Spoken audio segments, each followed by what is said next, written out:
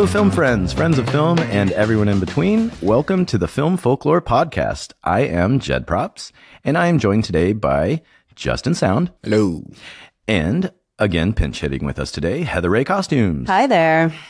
Welcome back, Heather Ray. Unfortunately, again, Chris, Zoe, and Joe could not be here today. Joe, I was able to get some intel. He's apparently with Lou Pol, and they're visiting the Terracotta Army in China. He's such a globetrotter, that guy. And then I was able to talk to Chris and Zoe, and let's see, Chris said that Zoe couldn't be here because she was abducted by those damn dirty apes with exclamation points. Damn you all to hell. And then you realized we were on Earth the whole time. Spoiler.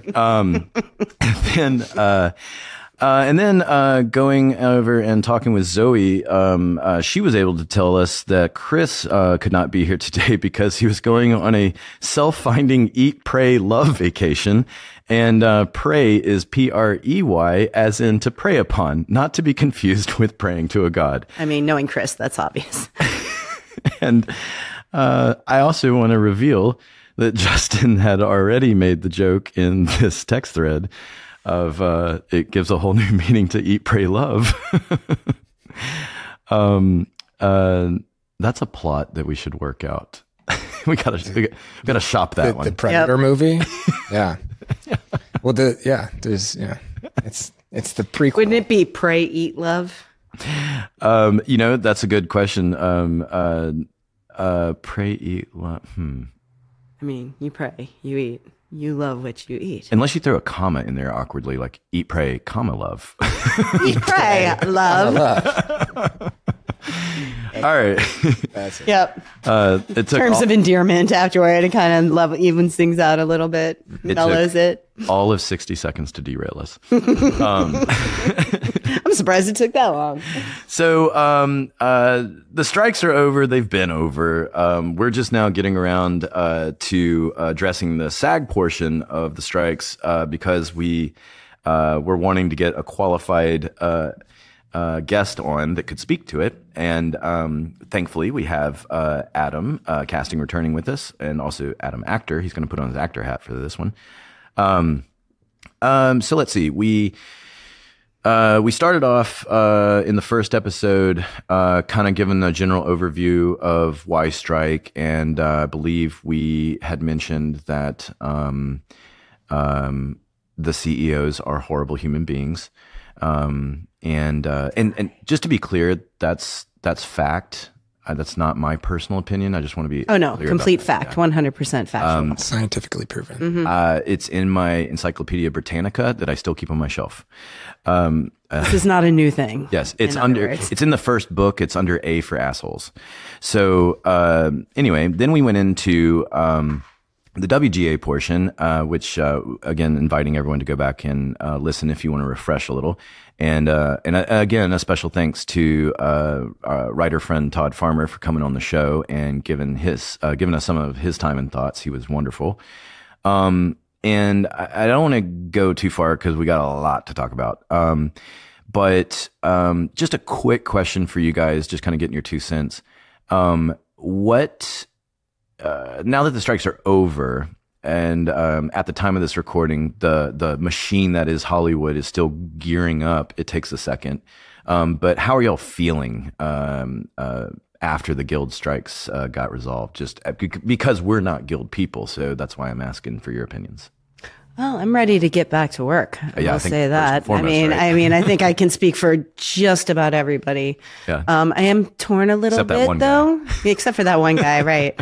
I am a little torn because, yes, I'm tired of, hustling and doing things that are outside my wheelhouse. Anything outside of film at this point in my life, basically.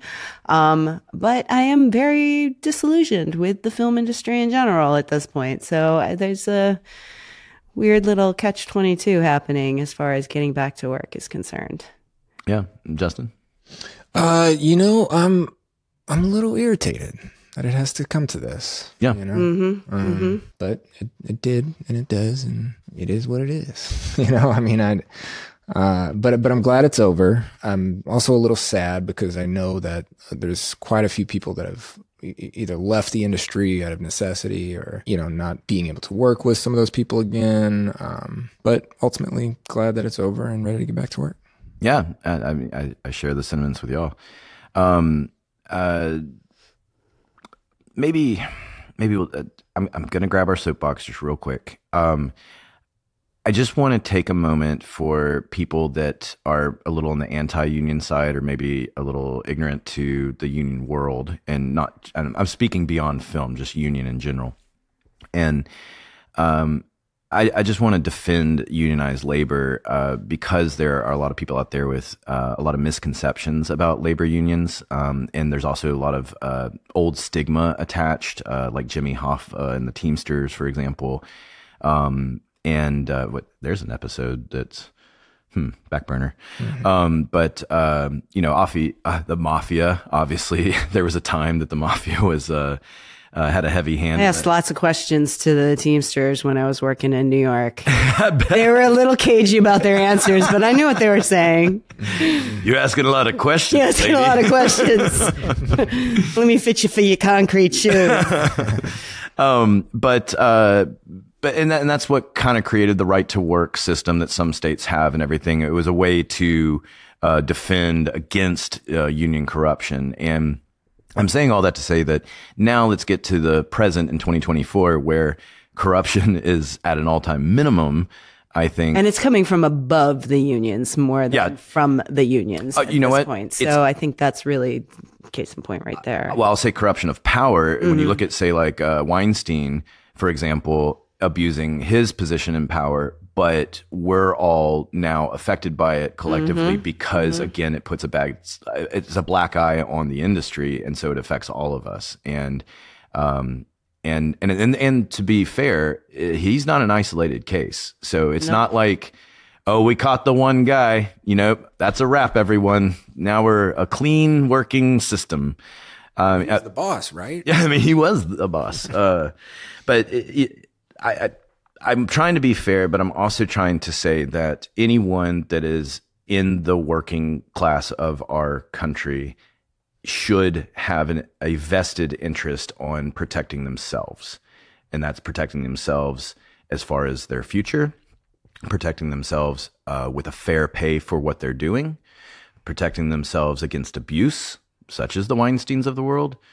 And that is why union labor is a good thing. Because being able to do that as an individual is highly, highly, highly unlikely. Oh, yeah. I mean, if not impossible. I think I got the number one example of that, the restaurant industry, where abuse is rampant. There is no union. There is no protection. Each case is isolated. Maybe if it's corporate and there's an HR, maybe, but most restaurants aren't corporate. And most restaurants, speaking from experience, because I've been doing restaurant work while we have been. We are in Louisiana. We're sort of a restaurant town. Yeah. And I know of a few places that wanted to unionize, and basically they just all got fired. So that's what happens without unions. So, Yeah. And I'll post it, on the episode page, but there's a Fortune.com article that I think it's a few months ago now, but I want to say mid-November. It was after the strikes resolved. It was the first article I had come across that had put any spotlight on all of us that were caught in the middle. And it was a great read. We've all been suffering from coast to coast. I think there does need to be more attention to the casualties and byproducts of these strikes, because even though we are collectively, I think, overall happy and relieved, and they did deserve to fight for what they fought for, but it also really boned us at the same time. So, that's why we end up with mixed bags of feelings. But that article was the first thing I had seen that addresses the very real and very tragic byproduct of long strikes and what can happen. Well, and we're not the only people, like people in the industry are not the only ones who have been boned. I mean, especially in New Orleans. I mean, it just brings in so much money. It's a chain reaction. I mean, it is. I mean, you're not seeing hotels. You're not seeing, restaurants are going under because the people who are coming in town aren't eating out. Print shops. Yeah. I mean, like it's super far reaching. And I don't think people take the full picture into account when they're thinking about. Including our state sometimes. Especially our state sometimes. When people want to give certain reports that sort of ignore the tertiary things you just mentioned. Yeah. I don't want to take any more of our time because we need to get into it. But anyone got anything else to add to that before I move on? No? No, I think. Yeah. All right, hold on. We should get into it. I just got to put the soapbox away. All right. So anyway, without further ado, let's welcome back Adam Casting / Adam Actor. Welcome, Adam.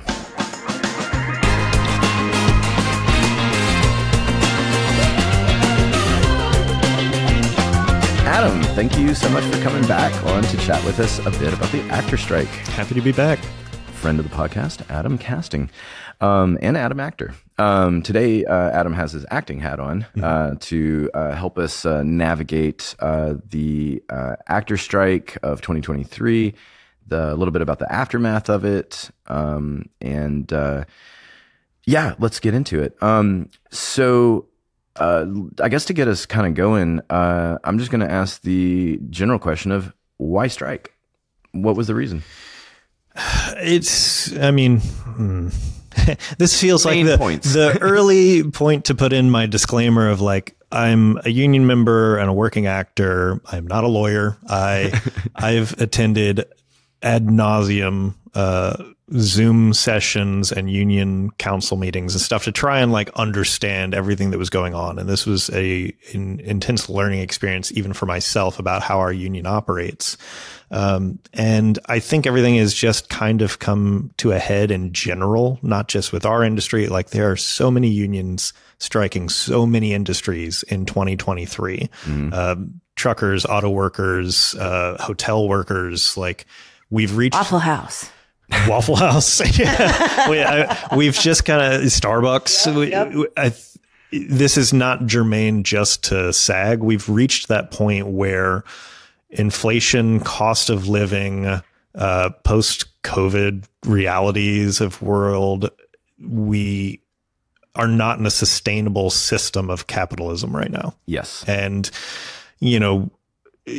I know from the outsider perspective, you can view like actors and writers and stuff as being like, oh, they're artists and they're millionaires. But so many of them are workaday people that are gig to gig. They're as much in the gig economy as anyone else is as an Uber driver. Most of them moonlight as Uber drivers and things like that because our work is so sporadic. And because the streaming way that residuals work, like those are some of the big things. Is our cost of living has gone up, inflation has gone up. The residual system with the streaming networks is broken. The residuals that you would have made on a project 10 years ago, maybe even 5 years ago, but definitely 20 years ago, you could live off of that. We can't live off of our residuals anymore. So we're not making enough when we get hired to a job, and we're not making enough on the money after the job because it's all going to streaming networks with no other avenues of revenue.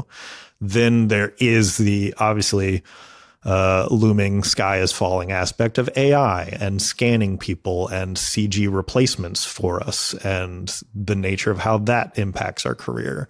There's, 1,000 different ways that we feel like we are just being chipped at and dwindled at and made smaller, and the opportunities are harder to acquire. And, we've seen how the theater system has changed, and now you're seeing prestige A-list actors that are leading TV shows instead, because now we were in that golden age of TV, and now that's starting to kind of sour as well, because we generated so much content, and I hate that word, but that's really what it was. We cranked out so much stuff that preceding both the WGA and SAG strike, if you really watched, I feel like I saw the most first run seasons of shows canceled because they didn't get viewers, because we have put out more content than people on the planet can view enough for them to make their money back. So we kind of have done this thing where like the whole system as a bubble, I think, kind of popped. And part of that is why we had to strike. And part of it is because of COVID. And what I mean by because of COVID is some protocols and some systems changed with how we audition, what's expected of actors self-taping, what's expected from producers and from the showrunners when they are hiring us. A lot of that got changed by the new realities of it. But also in 2020 was also a negotiating year for us. We were on a 3-year cycle. So in 2020, no one was working. A strike would have been useless. Nothing was happening. Everyone's afraid for their literal lives at certain points of it. We're trying to figure out all kinds of stuff, and everyone's just wondering, do we go back to work? When do we go back to work? How do we go back to work? So at that time, I believe 2020, if it weren't for COVID, we maybe wouldn't have struck, but our big point in 2020 would have been about the residual system, because at that point we already knew the residual system was not working. It had changed and our livelihood was getting diminished. But because of COVID, we essentially shelved it and we kind of went, okay, we'll do a little bit of negotiating, but we just need to kind of move on. So I feel like the negotiations and that cycle across the board were a little bit of like, guys, we don't know what's going on in the world. How can we really fight for things? And so you end up pushing that stuff back. So now we've got the two big, I think, pillars of it were residuals and AI. And Joe Stuntz, a friend of ours, he had laid it out to me that if you go back, say, 15 plus years ago or longer, back then, if this is his words, but he was basically saying, if I'm to say, percentage wise, roughly what my expectations are from, say, my paycheck and then my residuals, he said it was kind of 50-50 back then. And he said, to give you an idea of how much it's changed, now it's more like 85% on the paycheck and 15% on the residuals. Mm-hmm. He's like, that's how much it's shifted. Mm-hmm. And they're not getting paid more at the start. Exactly. So to make up for that, exactly, disparage. And that's something I think we talked about it in the first strike installment when we were talking about how all the CEOs are fucking assholes. But we can talk about that in more than one installment. I don't feel like that's an installment specific thing. Yeah. And them banding spin-off podcast. Them banding together as the AMPTP as one entity is such an obnoxious, like, it's just put all the evil in one basket. Like, anyway, I have to digress from that. But I think we were talking a little bit in that first one, though. We were talking about residuals in general, and we've talked about above the line, below the line a little bit. But there are people out there that are like, why do they get residuals and everything? And my whole thing, because I being a below the line worker, I've definitely had, heard other crew members over the years going like, oh, I don't get a residual, kind of thing. But the way I have explained it in the past, the way I look at it is, it's a thing that was negotiated a long time ago. And once something's negotiated in, then it's there. You don't negotiate out of those things. Once you win that into your world, and now it's a part of your world. So now that expectation is there with that world. So when that piece is going away, and I think as Fran Drescher put it, we needed a new pocket to go in, I think is how she phrased it. But that's true because the expectation of that income is no longer there. Yes. And that is kind of speaking to what you just said. She had said, I think I have it down here, we needed to get into a new pocket because the normal pocket doesn't have money like it used to. So we found a new pocket to be in. So, and also shout out to Fran. I mean, wow. Oh, she did a fantastic job. I mean, who could have guessed that the nanny, would end up being a fierce negotiator? She's from Queens, of course. Yeah. She's also, she's a survivor. That woman's, she's a powerful woman. It's the thing. It's one of those weird things where like it's hard to separate once you connect someone with a character, right? Like, no, she is a person, and we think of the nanny, but she has her own like thing that she's been doing the whole time. Yes. That this was like a moment where you got to see her shine. Yeah, for sure. How long has she been president, or is it president? Or yeah, I think this is just her first cycle. She was just voted in 2020, I believe. Oh, all right. Or I say 2020 because that's when our last negotiations were, but that's not accurate. When we vote for our president and our, local presidents and all that kind of stuff, that's on a different cycle. So I don't think she started in 2020. Maybe it was 21 or 22, but not that long. But yeah, no, not that long. Right. And then her right-hand man is Duncan Crabtree, Ireland. Is that yes. Right? He's our lead negotiator during all of the. And he's a face that I didn't know until the strikes are going on. Do you know a little bit about him or his background? Not really. I thought it was pretty solid for somebody that from our standpoint or vantage point, like it just he's just a face in the crowd that showed up and like, oh well, this guy seems to be pretty on his stuff. Good for him. Watching enough like Q&A sessions and stuff, whether you agree with the results of the strike or not, because I know there's contention within the union about that. You cannot deny that he is an exceedingly intelligent person. Like when he would respond to people, he is a lawyer, not a performer, but he seems to sympathize and empathize and understand, like, I know what it is you do, and I'm trying to represent that. You can debate till you're blue in the face whether or not he represented it well. But when I watched him respond to forums with SAG members, I was like, okay, even when I don't agree with what he said, I feel like he's on my side. Mm-hmm. I feel like, because it can be very easy when we're in a precarious situation to vilify who you can see contact with. Mm-hmm. Yeah, I'm not going to see Bob Iger. I don't have access to him. I kind of theoretically have access. Yeah.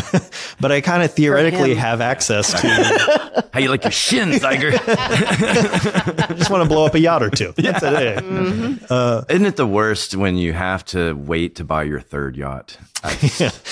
Or you got to get it used on Craigslist. Yeah. This yacht's a 2016. Stupid actors holding me up. Now I got to get a bigger yacht to put my other yacht inside of.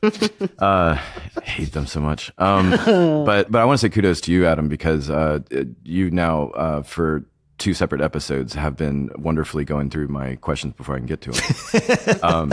It's a good mind meld we have.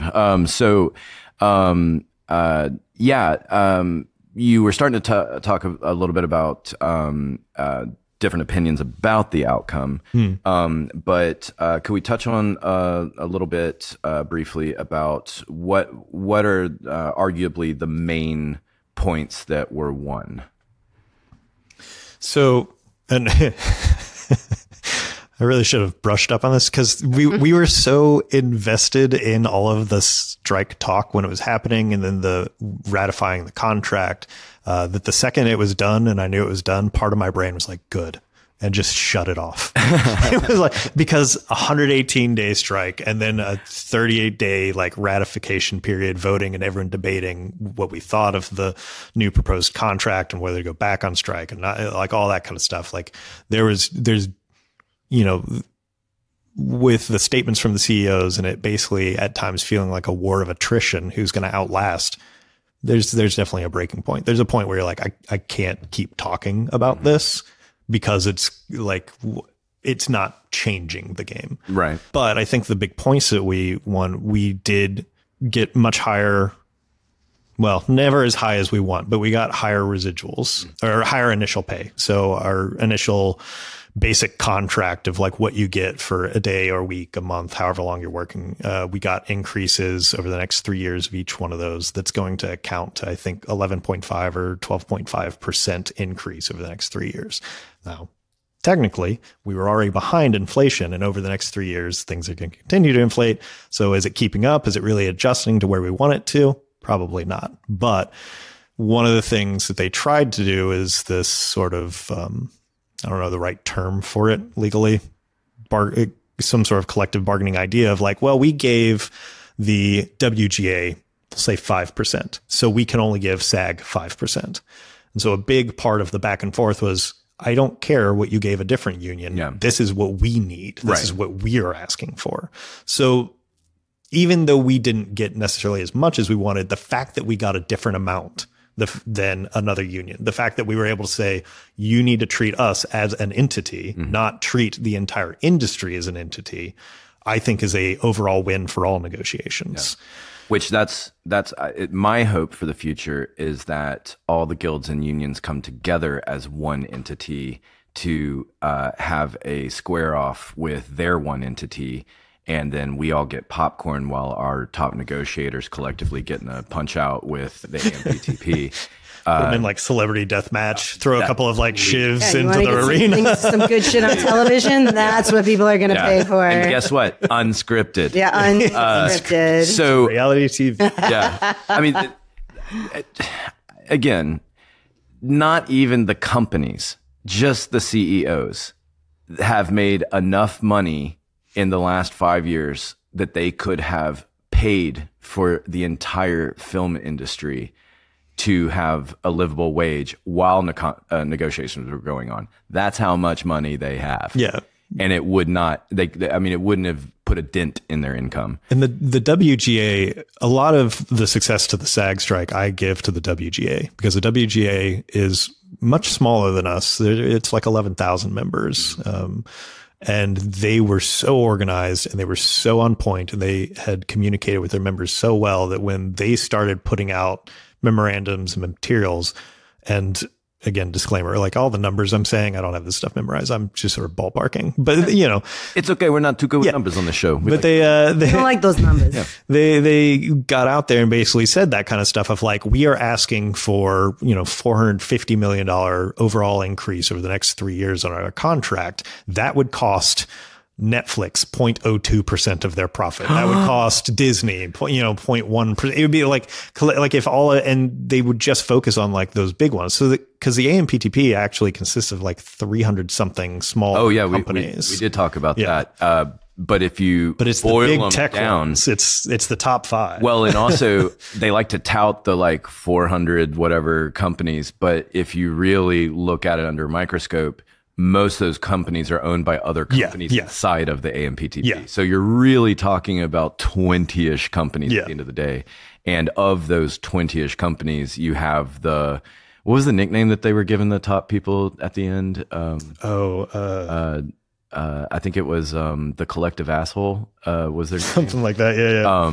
But it wasn't. It is now. Yes, it is now. Yes. They all shit from one anyway.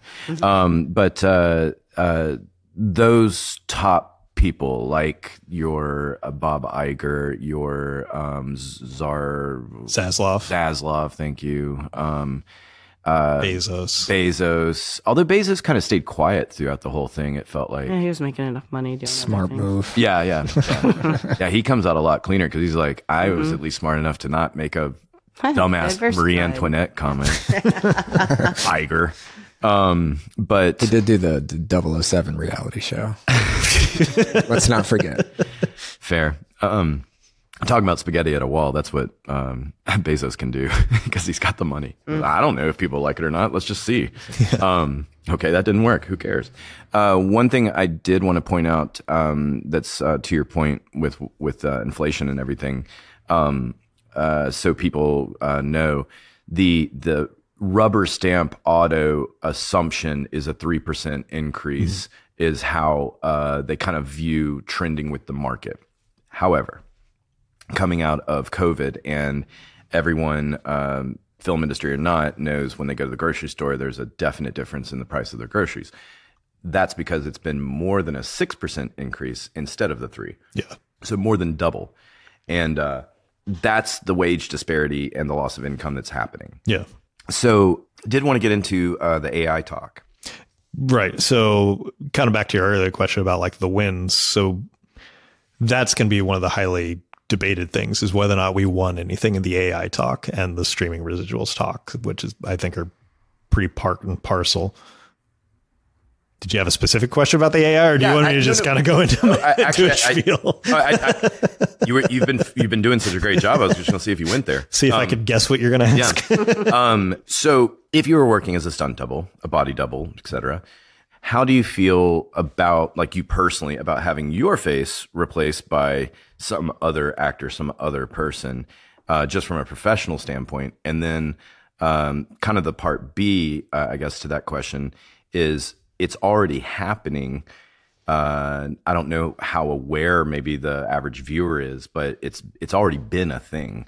Yeah, like, you know, it's going to get more than less as we continue. So everyone was talking about like body scanning and stuff, and the way that they wanted to pay people for that, and like that basically scanning people for a production, and then like just, I can scan, say, a background actor for a day, but then plug them in wherever I need them throughout the rest of the thing.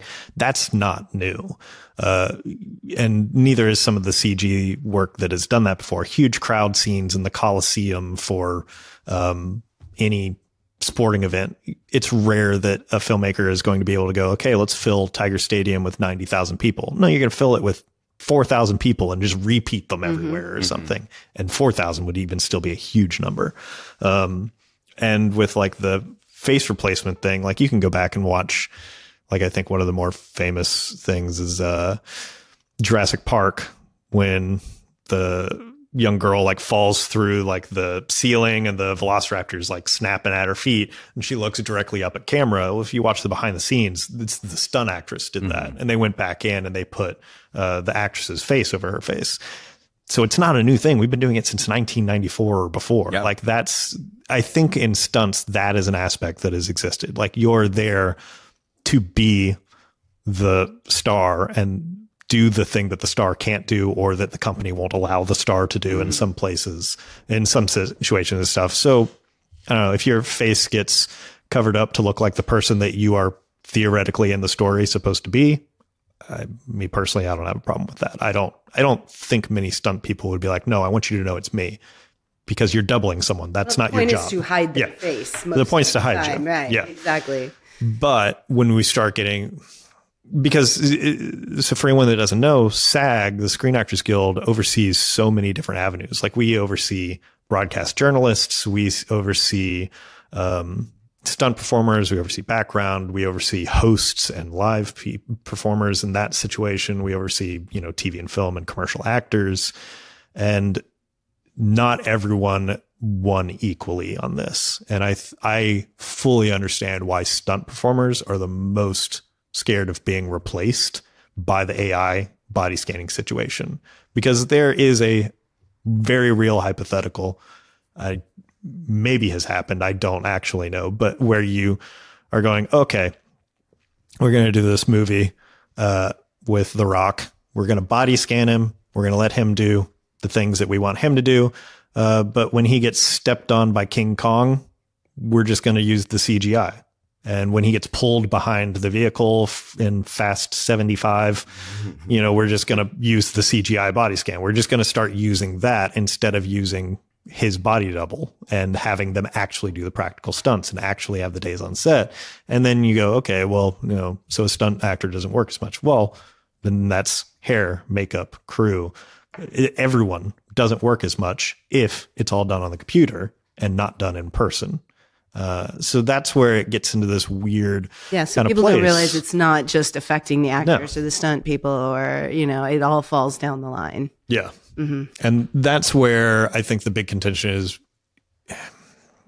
It's difficult to say whether or not we won anything. Like I wouldn't even say that we won anything in the AI in the sense of like a true victory. I think we came out better than we had. Do you think it's because we don't really know the actual capabilities, because it's just advancing so fast and like teaching itself in such a terrifying way? There's definitely a little bit of snake eating its own tail thing of like, we can talk to people that work in that industry and they can tell us like, these are the capabilities and this is where it's going, but it's hard to then make a concrete payable contract on this is where it's going, but not where it currently is. And because we have, again, like a 3-year contract cycle, I think one of the reasons that we ended up with the contract we did is to go, okay, we are going from absolutely zero AI protections to now we have these 16, 20 some odd pages of AI protections, quote unquote, and ways in which you will be compensated in certain situations and ways in which you can be protected from being fired in certain situations when AI is involved. There's a lot of like things like that we were starting to try and get into the contract and try to negotiate with, the AMPTP, which by and large, these main companies are also tech development companies. So there has to be anticipate another in the next 3 years to have another, because enough or so much in 3 years. Well, it's also, I mean, WGA as well. Part of it was just getting the language in the contract, because like there was no language in the contracts. So going from no language to some language gives you legal precedent and the ability to legally battle things. And I think that's something that people lose sight of, because I think there is some naivete in unions and populists that wanted AI to be banned. I'm sorry, that's dumb. That's dumb. That's like saying we're not making money from the streaming residuals, so let's ban streamers. You cannot mandate that. You just kind of can't. And I think some of the backlash from when we got a contract to start voting on is that there was people that truly believed that we were fighting to ban the use of AI. And as we've been saying, they've been doing body scans and they've been using AI and versions of CGI to get things done for years now. Yeah. Was it Oblivion? Tom Cruise and his stunt double are in a fight with each other, but they went back and put Tom Cruise's face on the other one because he's supposed to be a clone of himself. Yeah. And so when you watch the movie, it looks like Tom Cruise is fighting Tom Cruise, but it was 100% stunt double in a suit, with the mocap. Mocap. Yeah, I guess it's mocap. But yeah, I mean, that's what Oblivion was 2012-ish. Something like a while back. Mm-hmm. So, I mean, that's obviously more recent than Jurassic Park, which I did not know. That's kind of crazy. But yeah, it's been around. It's not going anywhere. I don't know if, are you savvy with the stock market? Because I got some startup shares with this little fledgling company called Skynet. I didn't know if it was a good investment or not. But you make a lot of money up until the very end. Right. You might want to cash out slightly before. I think Skynet is a very good investment. I think also food supplies and a bunker. I'm not the sky is falling type person. Mm-hmm. I honestly believe that AI is going to already is and will continue to become a powerful tool used in certain ways. I think there is a way to navigate it so that it is a tool, which this is, I think, the main part of the WGA's point was AI can be a tool, but you still have to hire a writer, and you cannot ask a writer to edit an AI script. Mm-hmm. And this, I think there's some aspects to that. And I think it gets a little bit harder when we're talking about like AI generated performers. Right. And it gets into, I think in one of the Q&A forums I was in, there was discussion of like, if a movie was made entirely of AI performers, it technically does not fall under a SAG contract, or it falls under an animation contract. It didn't employ us as performers, so no one got compensated for it. It's different if you hire 100 performers, scan all of them, and then make the movie off of that. Then that's a whole different thing. And both have their own hive of wasps you got to deal with. It's also voices though too. Like it's not just a physical image. It's about voices as well. The AI. But we've all received a phone call from a robot at this point. Yes. That sounds like a woman saying, "Hey, I noticed that your credit card bill is blah, blah, blah, blah, blah. Would you like me to upgrade you to this, higher yield?" Like AI voices came before any of the imagery. Yes, I do, trustworthy stranger. Let me give you my social security number. Your generic pitch sounds great to me. If I had to get predictive, I would, and we are already seeing some of this where people are suing because they go, "I did not do that thing, and you've got my voice right in it." That's kind of where I was going. That's where the same thing will end up happening with the imagery, because the collective of assholes, they're going to go try and do what they can do. They're going to go try it and see if we back up our contract and see if we go after them and say, "You can't do that." And the contract says you can't do that. That's the yin and the yang of it. That I know just from a union standpoint that we get frustrated oftentimes with the right to work state concepts. And right now, the right to work is at an all-time low in popularity. Like even conservatives are actually starting to get on board with unions. And I mean, 478 if you're listening, and IATSE in general. Yes, please. But this is an opportunity to get in front of it. It's an opportunity to give more power to the worker. For people who are anti-union, I think it boils down to that very basic thing of, do you want fair protections at your workplace? And that at its most base core is why the theory of union exists. It's to have better health conditions, better standards, better retirement protections, all these things for the worker. And actors are workers, no different. And a lot of this stuff gets lost in translation because there was so much volatility going on during the strikes. Yes. A lot of misinformation circulating, a lot of it tactical misinformation circulating. And SAG in particular, I thought did a really great job of patiently wading through it, where AMPTP would put out some accusations. They were all, posturing at the negotiating table, people showing up, people not showing up, that kind of thing. And it really failed on the AMPTP side, that it just made them look worse. They took a lot of gambles, thought that they were going to come out pretty good, and at the end of the day, they came out worse, both PR wise and also just from a business standpoint. It just looked like bad business at the end of the day. Well, and then some basic logic moves too, of like every time you say the phrase, "This is our last best final offer." Okay, so you're just gonna do this without us? If we say no, you're gonna be like, "Great, well, that was the end of Hollywood. It had a good run. Thank you for your time. Everyone go your separate ways." I mean, like what are you talking about? It's a negotiation. There's no such thing as last, best, final. You don't get to strong arm. I'm glad you brought that up, because I had completely forgotten and erased that from my memory. This is our last, final, and best offer. That they did that to the WGA, that did it to us, and in both times, guess what? There was another better offer. Yeah. Like, what a fucking... that's just... It's so obnoxious. That is a great example of how it speaks to the disconnect, their disconnect to basically the worker-employee side of their world.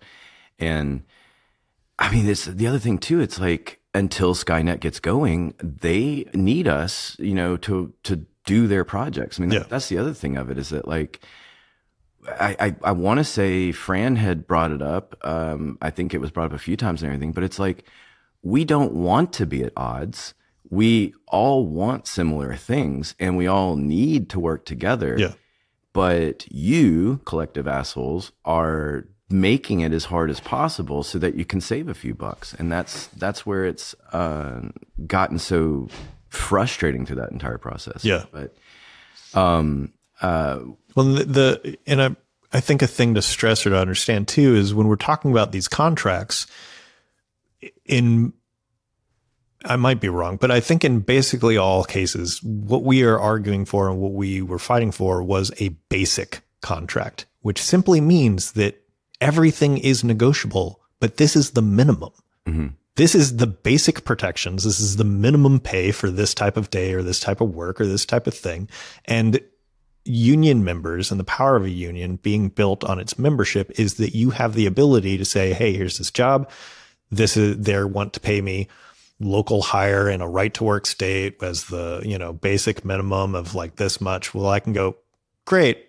I have 16 years experience. I want more. I want this, or you have to give me this, or because I got this on my last 3 projects, this is what I expect. Or, hey, we're going to scan you and do this and this. Well, no, I'm going to say no. And my contract gives me the right to say no to that. And, there's things like that we can advocate for ourselves and advocate with our union reps on jobs because we're given a basic minimum. When people talk about this idea of like, well, maybe you'd be better off if you didn't have a union, you go, great, we're artists. That's a race to the bottom. Because if all I want to do is act, I don't want to deal with contracts. I don't want to deal with this bullshit. I don't want to deal with negotiating my right to act. Then I'd go, great, $500. Jed will do it for $400. Great, I'll do it for $350. right? Like I just want the job. I want to go to work. I want to get on set. I want to do my craft. And it would be a race to the bottom. So our basic contracts gives us the floor, not the ceiling.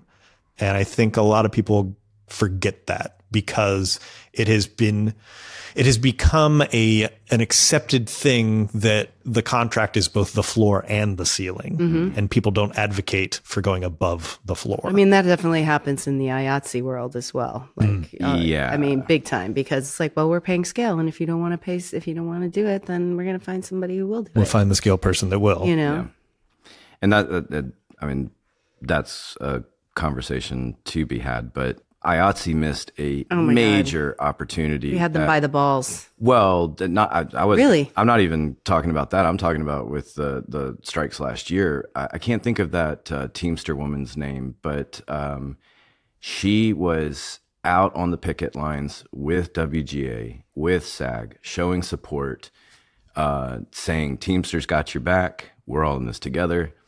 Where was IATSE? Nowhere to be seen. Matt Loeb.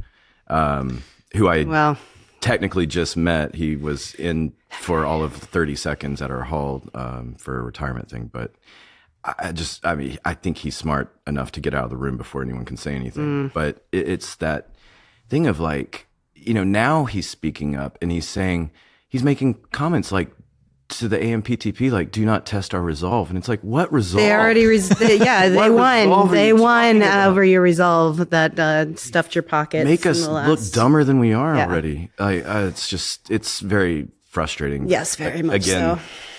We'll get to that conversation in another episode. But kind of winding us down and getting us out of here.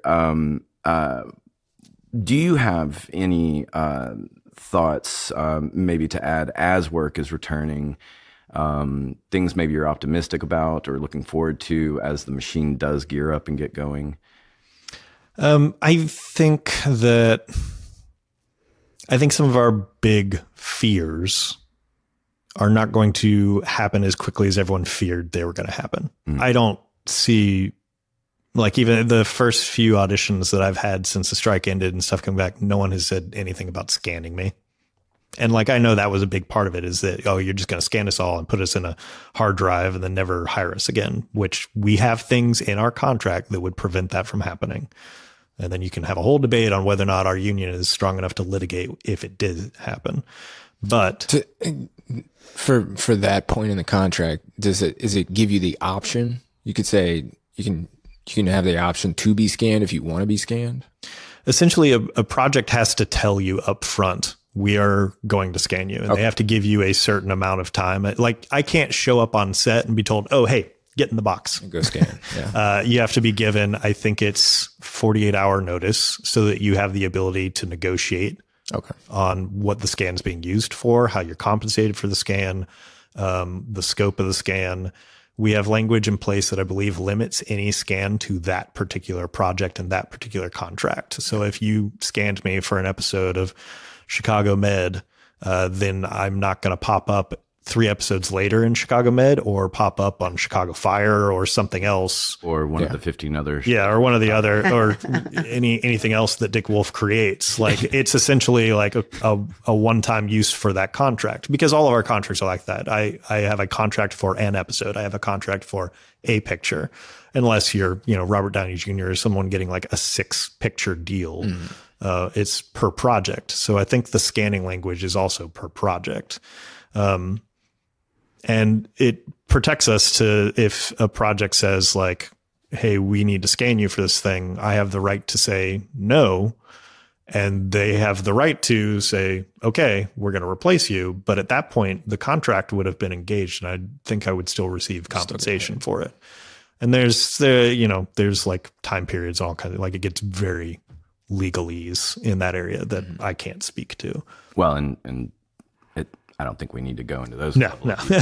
But I think page 43. Yeah. So section C. We have. I think it's like now after this negotiation, we're like closing in on a 300-page like document when we're talking about this. So when we do negotiations, we're just adding pages and addending pages that already exist.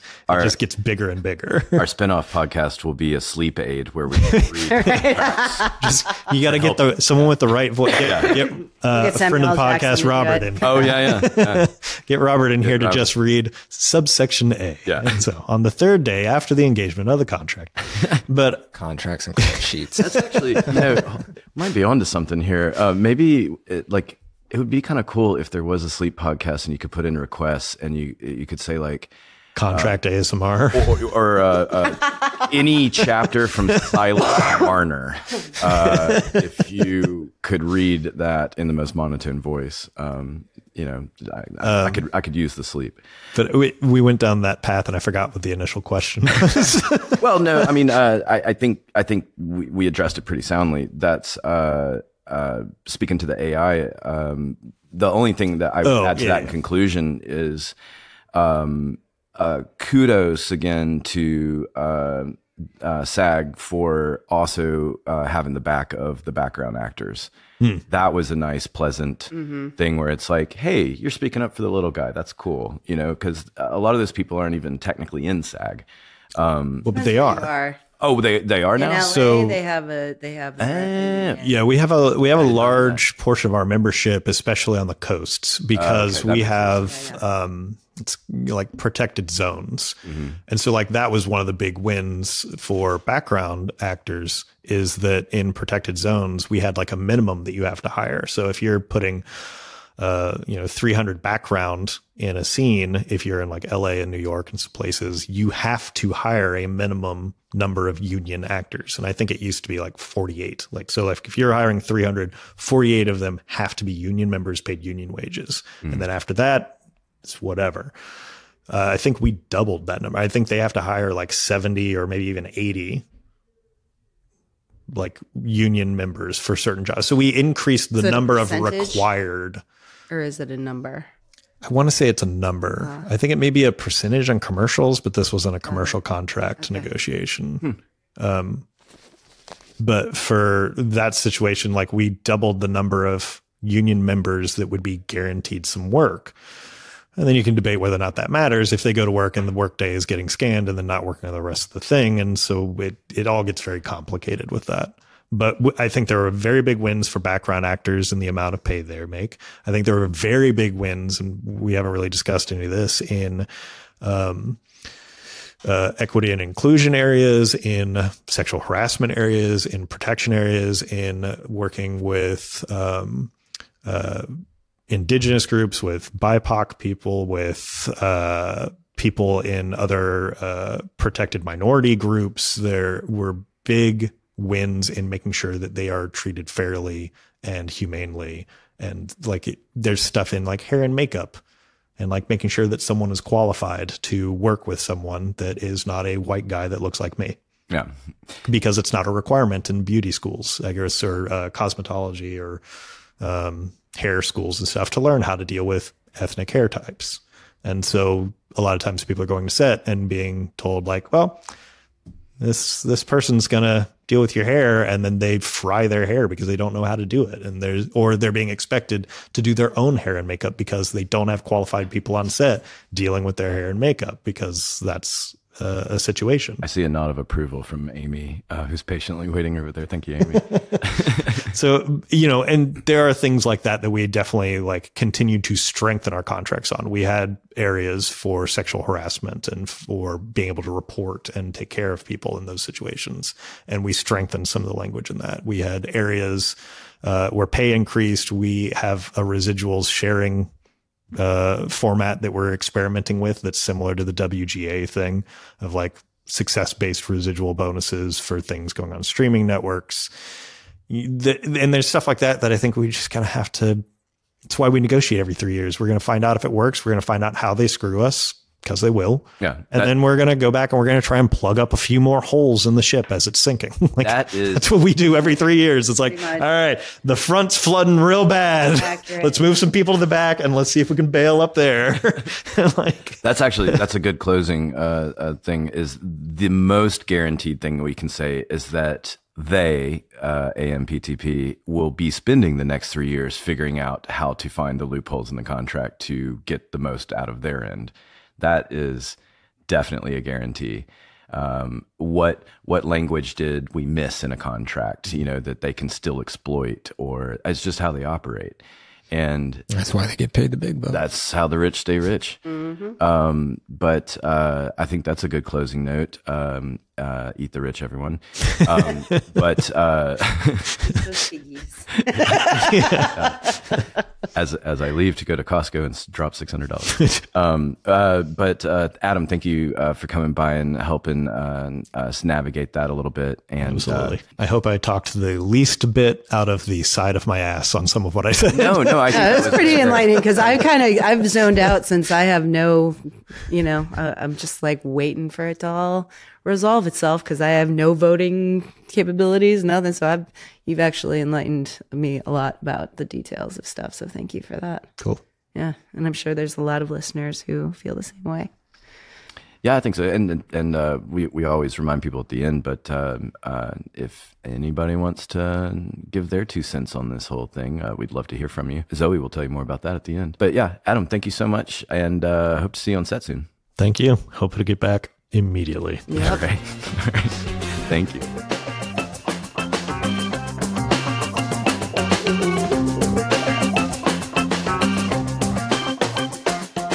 All right. Want to thank Adam again for joining us today. That was awesome and educational. And also, I think we managed to thread a needle of not being too boring and also stay interesting, because contract talk is not known for being fascinating. So no, but he made it real accessible, and yes. I appreciate that, because I've kind of glazed over for a lot of it since I have no control over any of it. So I've just kind of been biding my time, and it was very enlightening.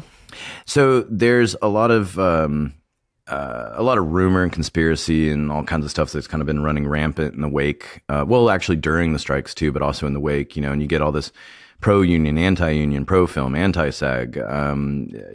It's all divisive, and it's unfortunate, because I feel like if it is an intended thing, y'all can weigh in if you agree or disagree, but if it is an intended thing, it's an intended wedge between the above the line and below the line. Like basically, get the crew, the below the line, to be against the actors, the writers, in that world, because it maybe benefits the AMPTP ultimately to put pressure on them when they were, doing their negotiations. But again, maybe it's just conspiracy theory, but do y'all want to speak to that real quick?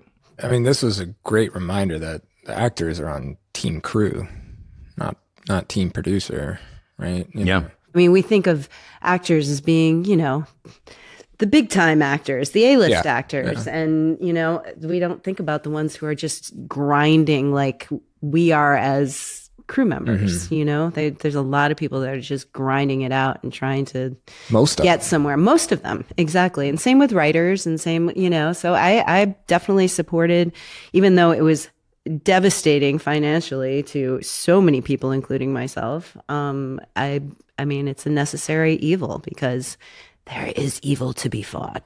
Mm-hmm.